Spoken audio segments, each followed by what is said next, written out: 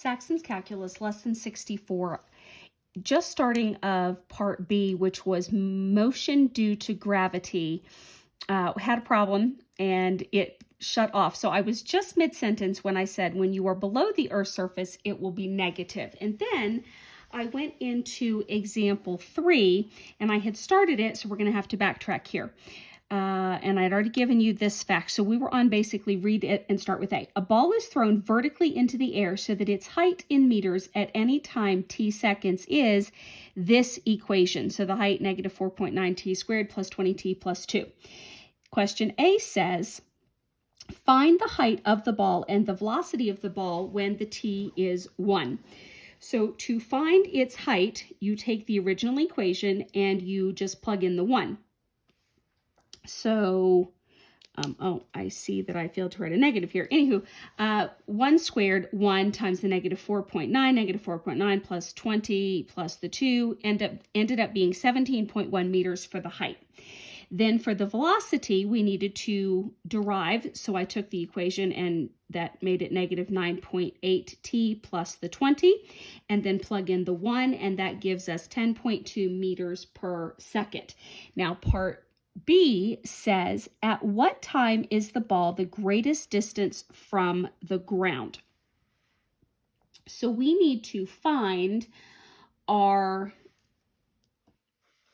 derived equation set equal to 0. So negative 9.8t plus 20 equals 0. Negative 9.8 equals negative 20. Oh, left my t off. T equals negative 20 divided by negative 9.8 is 2.04 seconds. All right, that's B. C, how high will the ball go?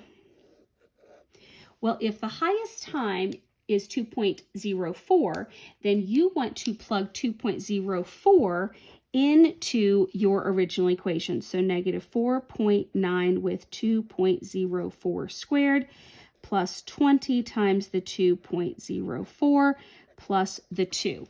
And then work that out on your calculator, and it should give you 22.41 meters. And then finally, D, what is the greatest value of acceleration? And when we derive a second time, that takes us to negative 9.8. And so our acceleration due to gravity is always negative 9.8. Oops, I forgot meters per second squared, because that's our memorized number, and that's how they get it every time, because this formula is that constant formula that you will always use when we're dealing with this type of problem. So you would expect your acceleration to come out negative 9.8 meters per second squared.